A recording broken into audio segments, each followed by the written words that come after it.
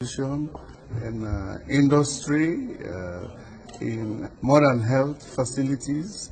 Certainly you will need students who will study these new fields, these new technologies, and then going forward.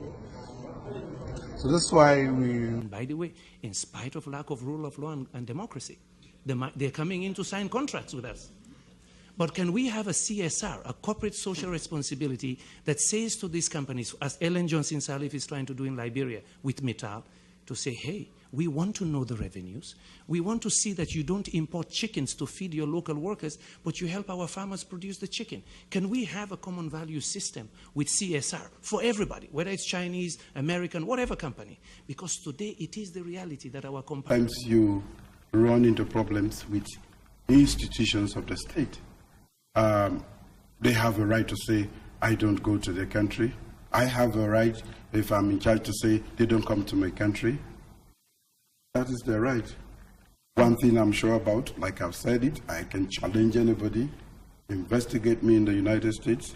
If you have one offense, not a criminal offense, if you have one offense, even traffic offense, then I will care about that. But then a good question would be, how then do you plan to cooperate with international bodies or with foreign powers as well if you are having problems with the American immigration?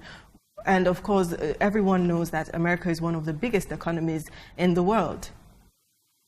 I have problems with them. I travel all around the other countries in the world. I travel on top of the United States, go to Canada. We are very much looking for modern doctors who can do all sorts of operations, who can detect infectious diseases. In agriculture, we need people with qualifications that will follow the value chain in agriculture.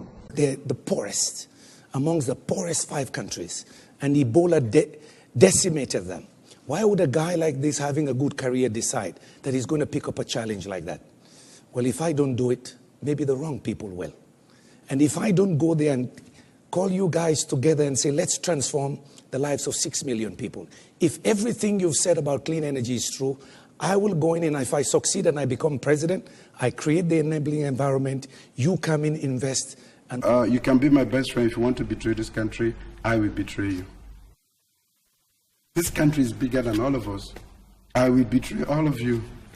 Maybe the 2 of you just to make sure this country prospers. I will do that. We exist for this nation. All what you're doing is your own contribution. You are just an individual. I'm just an individual. If I think that the 2 of you have an interest that is inimical to the interest of this nation, I will not follow you. Even if we have agreed, I will break that. For raw materials. That is the old mercantilist 17th century plan. The new plan has to be, let's make Africans rich so they become viable markets like the Asians did. That should be the new modus operandi. It's about business models. African leaders should also look at that. It's not a receivership aid model. Come and help me. No. It's the fact that we're open for business. I end with my own country, Sierra Leone. You saw it in the news over 11 years. We had war.